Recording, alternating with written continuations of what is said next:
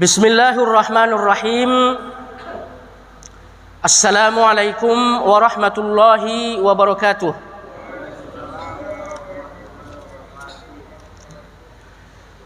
Alhamdulillahi rabbil alamin.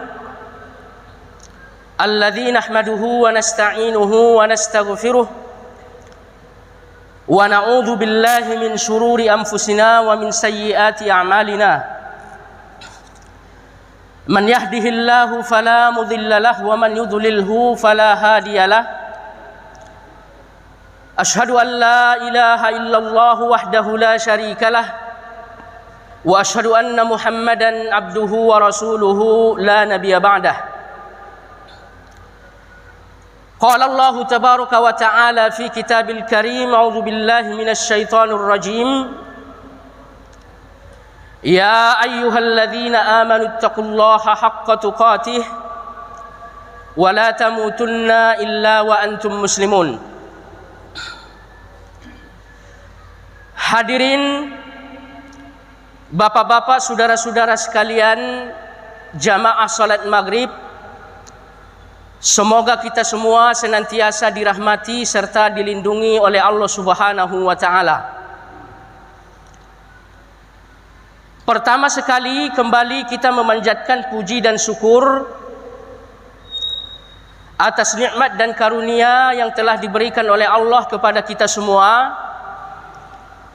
terutama nikmat kesehatan dan nikmat kelapangan waktu, sehingga kita dapat hadir di masjid yang sangat mulia ini dalam rangka untuk bertalabul ilmi. Semoga saja kehadiran kita di sini dapat dicatat sebagai pahala yang besar yang akan menambah timbangan kebaikan kita kelak di yaumil akhir. Amin Allahumma amin. Kemudian selawat dan salam sama-sama kita junjung tinggikan tentunya kepada Nabi kita yang mulia, yaitu Muhammad sallallahu alaihi wasallam. Semoga saja kita semua semakin dapat untuk mencintai sunnah dan dakwah beliau, karena kecintaan terhadap kedua hal ini merupakan sebuah bukti atas cinta kita serta loyalitas kita terhadap beliau. Hadirin jamaah sekalian yang saya muliakan, pada kesempatan yang sangat mulia ini insyaallah kita akan lanjutkan kembali kajian kita tentang tafsir Al-Quran surat An-Naba. Dan pada pertemuan yang lalu kita telah sampai di ayat 22. Dan dari ayat ini dapat kita ambil kesimpulan bahwa Allah Subhanahu wa ta'ala menjelaskan kepada kita tentang karakter orang-orang yang akan menjadi penghuni neraka Jahannam. Seperti dikatakan oleh Imam Ibnu Katsir, orang-orang yang akan menghuni neraka Jahannam tersebut adalah orang-orang yang telah togo, orang-orang yang telah melampaui batas, yaitu al-usatu bir-rasul, orang-orang yang bermaksiat kepada dakwah dan syariat yang telah diajarkan dan dicontohkan oleh Nabi sallallahu alaihi wasallam. Nah, kemudian pada ayat berikutnya hadirin sekalian, di sini Allah Subhanahu wa taala akan bercerita tentang keadaan penghuni neraka Jahannam seperti apa di dalam neraka tersebut. Allah Subhanahu wa taala berfirman, labithina fiha ahqaba. Mereka tinggal di dalam neraka ahqaba, berabad-abad lamanya. Hadirin sekalian yang saya muliakan, berabad-abad dalam ayat ini tidak sama dengan satu abad yang kita fahami dalam bahasa Indonesia. Karena satu abad untuk bahasa Indonesia ini terdiri selama 100 tahun. Sementara ahqaba adalah jamak dari kata-kata hukbun. Dan yang dimaksud dengan hukbun, di antara ulama-ulama tafsir banyak sekali pendapat. Pendapat yang pertama, seperti dikutip oleh Imam Ibnu Jarir, bahwa yang disebut satu hukbun, seperti yang disebutkan dalam ayat ini, thamanuna sanah, selama 80 tahun. Kemudian pendapat yang kedua, hal ini seperti disampaikan oleh Imam As-Suddi, bahwa untuk satu hukbun terdiri dari sab'una sanah, selama 70 tahun.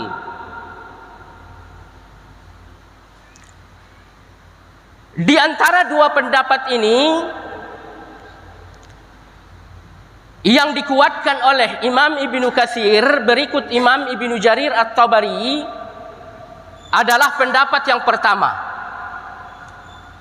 bahwa yang disebut dengan satu hukbun yaitu terdiri dari 80 tahun.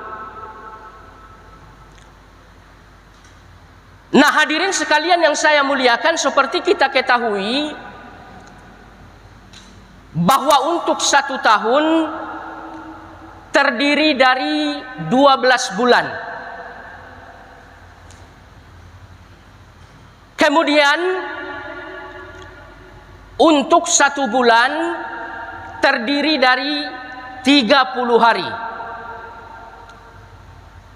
Maka jika kita kalikan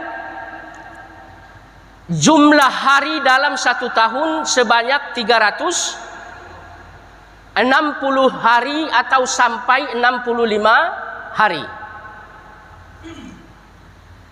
Nah, kemudian kata Imam Ibnu Katsir, setiap satu hari untuk kehidupan akhirat sama ukurannya dengan 1000 hari dalam hitungan kita di atas dunia ini. Maka satu hukbun yang dimaksud dalam ayat ini, jika kita total 1000 dikali 360 hari, kemudian dikalikan 80. Wallahu a'lam jumlahnya berapa. Intinya inilah yang dikatakan ulama-ulama kita terkait dengan jumlah hari-hari dalam satu hukum. Nah, yang perlu kita ketahui di dalam ayat ini, Allah mengatakan tidak hanya satu hukum. Akan tetapi yang disebutkan oleh Allah dalam ayat ini ahqabah, yaitu plural, jamak. Dan perlu kita ketahui bahwa jamak dalam bahasa Arab itu minimal 3. Jadi paling sedikit 3 hukum itu yang disebutkan oleh Allah di dalam ayat ini tentang bagaimana lamanya orang-orang yang ada di dalam neraka disiksa dengan siksa yang luar biasa. Nah, hadirin sekalian, jamaah yang saya muliakan, melalui ayat yang mulia ini terjadi perbedaan pendapat di antara ulama-ulama kita. Pendapat yang pertama, mereka mengatakan disebabkan karena masa waktu orang-orang yang ada di neraka disiksa dengan waktu tertentu. Mereka mengatakan bahwa siksa neraka itu tidak selama-lamanya. Kemudian pendapat yang kedua mengatakan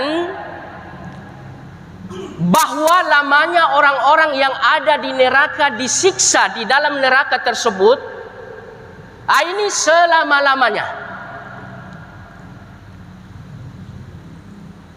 Dan pendapat yang dipilih oleh Imam Ibnu Katsir dan juga Ibnu Jarir At-Tabari bahwa siksa di dalam neraka itu akan dirasakan oleh penghuninya untuk selama-lamanya tanpa ada akhir dari siksa tersebut.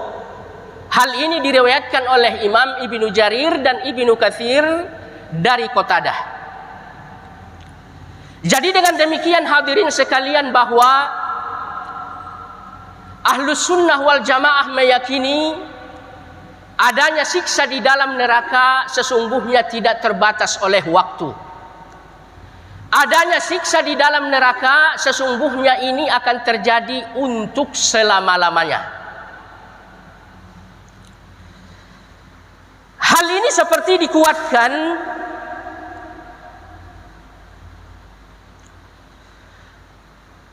oleh Ibnu Hayyan. Beliau mengatakan, inna hadhil ayah mansukhatun biqaulihi ta'ala fadhuku falan nazidakum illa azaba. Ibnu Hayyan mengatakan bahwa ayat yang tadi kita bacakan, labithina fiha ahqaba, telah dinasahkan atau telah dihapuskan oleh ayat yang ada di dalam surat ini juga, seperti firman Allah Subhanahu wa taala, fadhuku falan nazidakum illa azaba. Kalian rasakanlah azab demi azab di dalam neraka tersebut.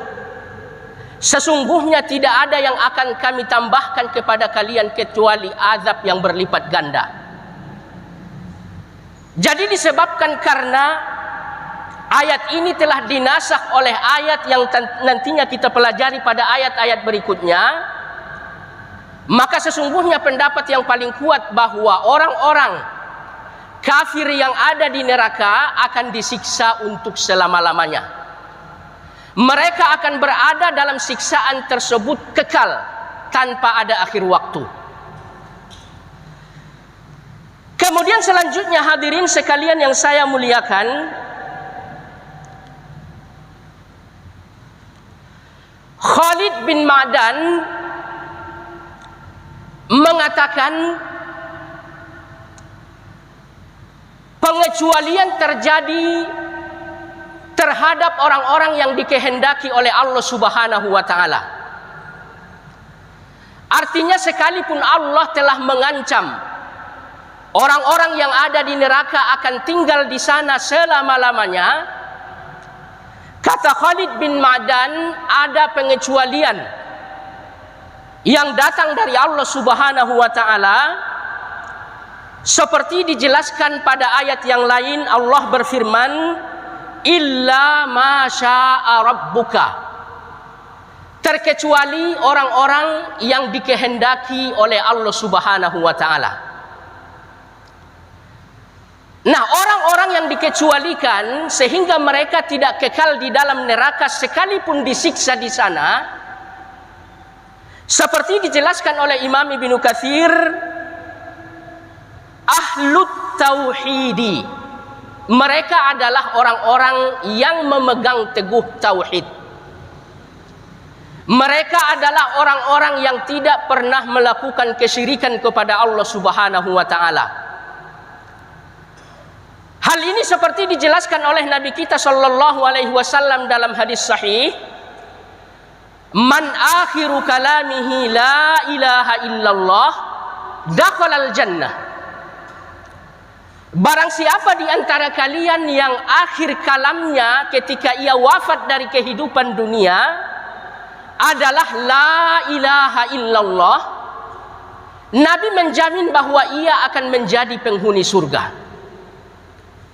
Akan tetapi hadirin sekalian, apabila dalam kehidupannya di atas dunia ia melakukan maksiat kepada Allah, maka maksiat ini akan dibersihkan terlebih dahulu di dalam neraka. Lalu kemudian pada akhirnya ia pun akan dibebaskan oleh Allah dan tidak kekal di dalam neraka tersebut seperti orang kafir. Kemudian di dalam hadis yang lain, Nabi kita sallallahu alaihi wasallam bersabda seperti diriwayatkan oleh Imam Muslim dari sahabat Abu Sa'id Al-Khudri, bahwa kata Nabi sallallahu alaihi wasallam, Allah Subhanahu wa taala akan memberikan syafaat kepada umat ini. Allah Subhanahu wa taala akan memasukkan tangannya ke dalam api neraka. Kemudian Allah pun akan mengangkat, lalu orang-orang yang berhak untuk syafaat akan menempel di tangan Allah. Lalu kemudian orang-orang yang diangkat oleh Allah ini dimandikan, lalu kemudian mereka memperoleh tubuh yang sangat indah. Lalu kemudian kata Nabi sallallahu alaihi wasallam, mereka pun dipersilahkan untuk masuk surga. Nah, Imam Ibnu Hajar mengatakan bahwa orang-orang yang akan menempel di tangan Allah yaitu orang-orang yang mengucapkan la ilaha illallah. Maka oleh sebab itu hadirin sekalian yang saya muliakan, hal yang penting untuk kita fahami dari ayat yang mulia ini, bahwa ada rukhsah bagi orang-orang yang bertauhid kepada Allah Subhanahu wa taala. Sekalipun mereka dimasukkan ke dalam neraka, akan tetapi mereka tidak akan kekal di sana. Pada akhirnya mereka pun akan dibebaskan oleh Allah, lalu kemudian mereka dipersilahkan untuk menikmati surga. Maka untuk itu hadirin sekalian yang saya muliakan, tugas utama kita dalam hidup ini adalah menjaga agar supaya tauhid itu selalu murni. Menjaga tauhid itu agar tidak dikotori oleh kesyirikan sedikit pun. Karena sesungguhnya apabila kita memiliki tauhid yang bagus, kita akan dapat kebebasan kelak dari ancaman neraka. Kemudian selanjutnya hadirin sekalian, selain menjaga keimanan agar tidak terkotori oleh kesyirikan, kita juga harus senantiasa bertaubat meminta ampun kepada Allah. Karena kita tidak tahu kapan dan di mana pastinya kita melakukan dosa, baik ia dosa yang kecil atau dosa yang besar. Satu-satunya yang dapat menghilangkan dan membersihkan dosa-dosa itu hanyalah taubat dan istighfar kepada Allah Subhanahu wa taala. Maka jika kita wafat dari kehidupan dunia ini tanpa membawa dosa sedikit pun, dosa-dosa yang pernah kita lakukan telah diampuni oleh Allah, maka atas izin Allah sedikit pun kita tidak akan tersentuh oleh neraka. Hadirin sekalian yang saya muliakan, kemudian selanjutnya Allah Subhanahu wa taala berfirman di ayat berikutnya, la yadzuquna fiha bardan wala syarabah. Mereka di dalam neraka tersebut tidak akan mendapatkan rasa dingin wala syaraba, dan juga tidak akan mendapatkan minuman. Hadirin sekalian yang saya muliakan, gambaran siksa yang akan diberikan kepada orang-orang yang tinggal di neraka nantinya, seperti disebutkan dalam ayat ini, mereka tidak akan dapat merasakan dingin. Nah, ulama-ulama tafsir berbeda pendapat tentang maksud dingin dalam ayat ini. Pendapat yang pertama, la yadzuquna ma yubarridu juludahum. Di dalam neraka mereka tidak akan pernah merasakan hawa dingin yang membuat sejuk kulit atau fisik mereka. Ini yang pertama, Pak.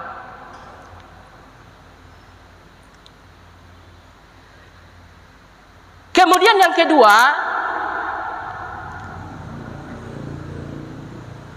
di dalam neraka mereka tidak akan bisa mendapatkan kesejukan fi qulubihim, di dalam hati mereka. Kemudian pendapat yang ketiga, hadirin sekalian, yang dimaksud dengan bardan dalam ayat ini, la yadzuquna fiha an-naum. Mereka tidak akan pernah merasakan tidur barang sebentar. Hadirin sekalian jamaah yang saya muliakan, seperti kita ketahui bahwa neraka ini memiliki panas yang sangat luar biasa. Dan ini telah kita sampaikan pada pertemuan yang lalu. Nah, disebabkan karena panas itu, hadirin sekalian, orang-orang yang ada di dalam neraka tidak akan pernah merasakan kesejukan untuk kulit dan badan mereka. Nah, ini siksaan ini bisa dibayangkan hadirin bagaimana luar biasanya. Di atas dunia ini aja apabila kita merasakan panas, maka sesungguhnya kita tidak bisa merasakan itu untuk waktu yang lama. Makanya banyak di antara umat manusia yang mencari hawa dingin. Ada yang membeli AC misalkan, ada yang membeli kipas. Intinya apa? Salah satu ketenangan bagi seseorang apabila ia mendapatkan suhu udara yang enak. Nah, ini di neraka tidak akan ada suhu udara yang enak. Bahkan suhu udara di sana panas sekali. Kemudian yang kedua, hadirin sekalian, selain mendapatkan suhu udara yang enak untuk fisik, ternyata ketenangan manusia juga harus mendapatkan kesejukan untuk hatinya. Jadi apabila seseorang tidak mendapatkan kesejukan untuk hatinya, maka sesungguhnya ia tidak akan bisa merasakan nikmatnya hidup, hadirin sekalian. Adanya ketenangan, kesejukan, kebahagiaan untuk hati, ini adalah faktor penyunjang agar kita tenteram dalam hidup ini. Hadirin sekalian yang saya muliakan, makanya orang-orang yang beriman, mereka dapat mencapai ketenangan dalam hidup ini karena mereka memiliki Al-Quran. Mereka memiliki sejumlah zikir untuk menyebut Allah. Lalu dengan zikir itu hati mereka akan tenteram. Dengan zikir itu hati mereka akan nyaman. Oleh karena itu Allah Subhanahu wa taala mengatakan, "Ala bi dzikrillahi tatma'innul qulub." Bukankah dengan berzikir kepada Allah Subhanahu wa taala akan dapat membuat hati kalian tenteram dan nyaman? Hadirin sekalian yang saya muliakan, apabila tidak ada kenyamanan dalam hati seseorang, maka sesungguhnya ia tidak mungkin bisa merasakan nikmatnya hidup. Oleh karena itu hadirin sekalian yang saya muliakan, harta benda yang kita miliki sama sekali sama sekali tidak akan dapat mensuplai ketenangan bagi hati kita. Malah harta benda yang kita miliki, hadirin sekalian, akan membuat hati kita semakin was-was dan semakin was-was. Sebagai contoh, misalkan hadirin sekalian, banyak orang yang memiliki harta benda, lalu disebabkan karena harta benda itu ia tidak bisa tidur nyenyak. Ia memiliki harta benda, takut dibawa ama maling, takut rusak, takut hancur kalau dipakai. Maka oleh karena itu, sekalipun ia memiliki benda, hatinya tidak bisa merasakan kenyamanan. Yang ada malah dalam hatinya itu akan selalu was-was, selalu was-was.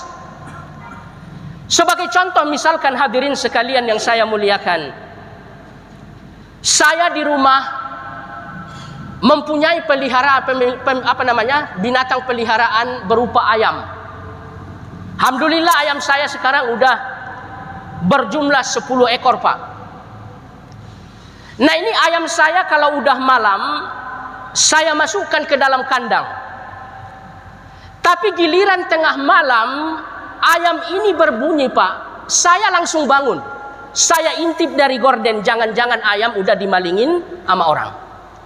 Nah, ini baru ayam, Pak. Ayam 1 ekornya berapa? 10 ekor. Seandainya semuanya dibawa sama maling, kerugian saya tuh nggak seberapa. Nah, bagaimana dengan orang-orang yang mempunyai harta yang luar biasa? Maka sesungguhnya hal ini jauh lebih membuat orang tersebut was-was dan tidak bisa mendapatkan ketenangan untuk hatinya.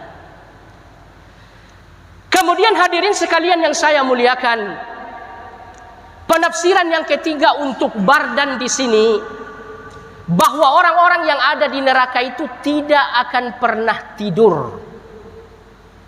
Bapak bisa bayangkan tidak tidur sehari semalam aja nggak tidur, rasanya seperti apa, Pak? Rasanya udah nggak karuan.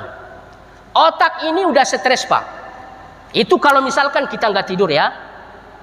Nah, ini selama-lamanya penduduk neraka disiksa, untuk tidur aja tidak bisa dan tidak ada izin dari Allah untuk tidur tersebut. Makanya di dalam hadis Nabi Shallallahu Alaihi Wasallam mengatakan bahwa orang-orang yang ada di surga pun tidak tidur. Ya, Pak ya, orang-orang yang ada di surga pun tidak tidur. Hanya saja orang-orang yang ada di surga tidak tidur lagi, agar supaya mereka betul-betul merasakan nikmat tersebut tanpa ada liburnya. Karena kata Nabi kita Shallallahu Alaihi Wasallam, tidur itu adalah saudara dari kematian.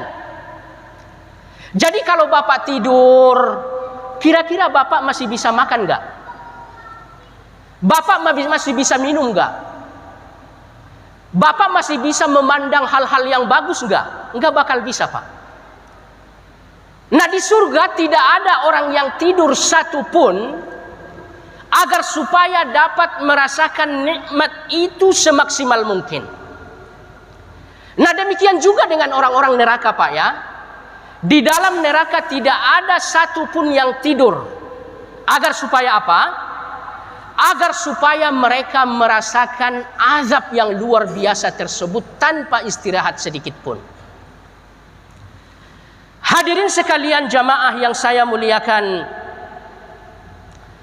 kemudian di dalam ayat ini Allah Subhanahu wa taala mengatakan wala syaraba.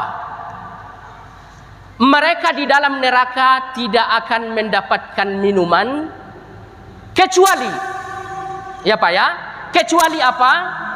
Kecuali hamiman. Ini yang pertama, Pak. Ya.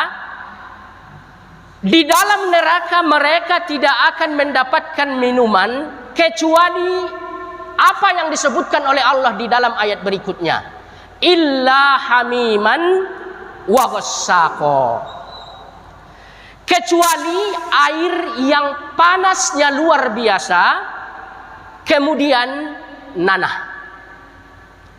Nah, ini minuman yang disediakan bagi orang-orang yang ada di dalam neraka, Pak. Imam Ibnu Katsir mengatakan bahwa yang disebut dengan hamim adalah cairan yang dipanaskan dan sudah mentok. Panasnya udah habis, udah maksimal. Nah, ini yang bakal jadi minuman bagi orang-orang yang ada di dalam neraka. Hadirin sekalian yang saya muliakan,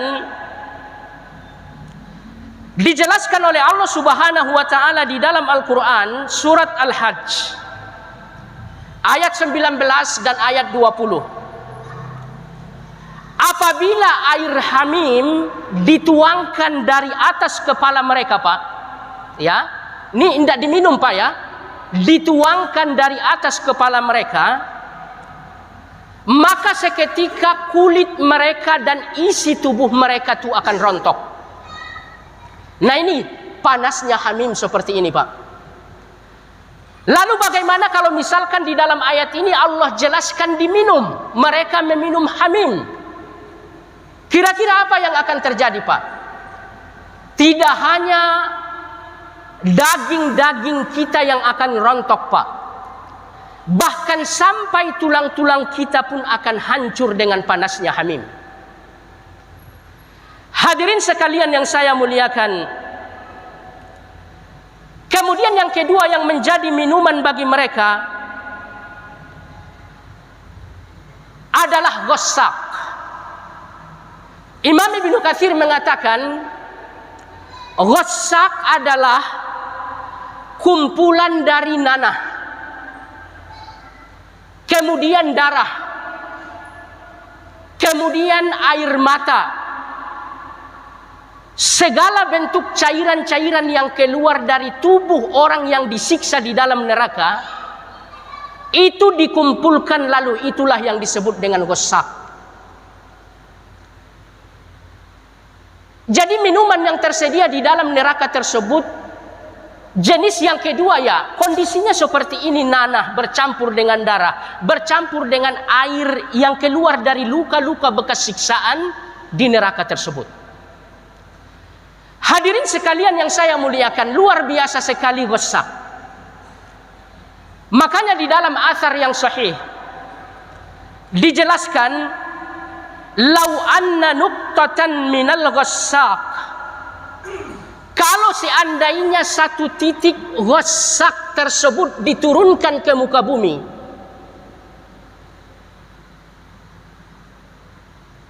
nazalat ala ahli dunya la afsadat alaihim ma'ayishihim, maka seluruh sumber makanan yang ada di dunia ini akan rusak dengan satu titik ghossak. Bisa dibayangkan jamaah sekalian yang saya muliakan, inilah perbandingan yang disampaikan oleh sahabat-sahabat Nabi kita Shallallahu Alaihi Wasallam terkait dengan ghossak.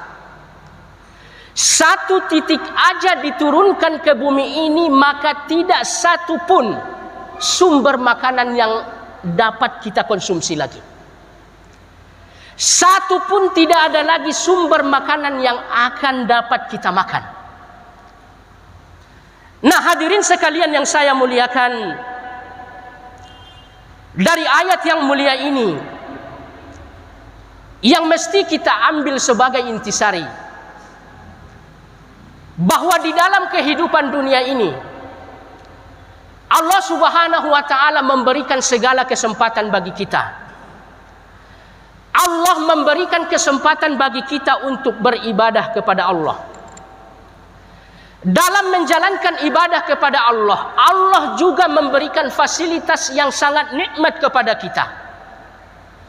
Di samping kita beribadah kepada Allah, Allah sediakan air minum yang sangat luar biasa bagi kita. Kita menjalankan sholat kepada Allah Subhanahu wa ta'ala. Setelah selesai sholat, kita bisa menikmati air putih yang sangat luar biasa. Kita bisa menikmati air susu yang sangat luar biasa. Kita bisa menikmati minuman-minuman yang bergizi. Kemudian setelah itu, hadirin sekalian, setelah kita beribadah kepada Allah Subhanahu wa ta'ala, Kita juga diizinkan untuk menikmati makanan apapun yang kita inginkan. Kita menginginkan lauk apa saja, Allah izinkan untuk kita konsumsi setelah kita melakukan ibadah kepada Allah Subhanahu wa ta'ala. Hadirin sekalian yang saya muliakan, oleh karena itu mari kita gunakan kehidupan dunia ini untuk memperbanyak ibadah kepada Allah. Karena tidak ada yang paling indah dari kehidupan dunia ini kecuali apabila kita tunduk mengabdikan kepada Allah, lalu kita pun dapat menikmati rezeki kita sesuai dengan petunjuk Allah Subhanahu wa ta'ala. Hadirin sekalian yang saya muliakan, apabila dalam kehidupan ini betul-betul kita sukses menjalankan ibadah kepada Allah, insya Allah kenikmatan yang ada di dunia ini akan bersambung dengan kenikmatan yang lebih indah lagi, yaitu surga. Akan tetapi apabila kita dalam kehidupan dunia ini tidak dapat menjalankan ibadah sebaik-baik mungkin kepada Allah Subhanahu wa ta'ala, maka kenikmatan yang kita rasakan di dunia ini akan hancur, akan hilang, dan kelak di neraka kita hanya akan disuguhkan ghassa. Kita hanya akan disuguhkan hamim, cairan yang panas, cairan yang bersumber dari luka-luka orang-orang yang ada di neraka. Hadirin sekalian yang saya muliakan, inilah inti kajian kita pada malam ini. Jadikanlah nikmat dunia yang indah ini sebagai sarana untuk beribadah kepada Allah, supaya nantinya di akhirat nikmat yang kita rasakan ini akan bersambung dengan nikmat yang paling indah lagi, nikmat yang lebih indah lagi, yaitu nikmat yang disediakan oleh Allah di dalam surga. Demikian kajian yang bisa disampaikan, mudah-mudahan bermanfaat. Kita tutup dengan kafarah majelis. Subhanakallahumma bihamdik, asyhadu an la ilaha illa anta astaghfiruka wa atubu ilaik. Assalamualaikum warahmatullahi wabarakatuh.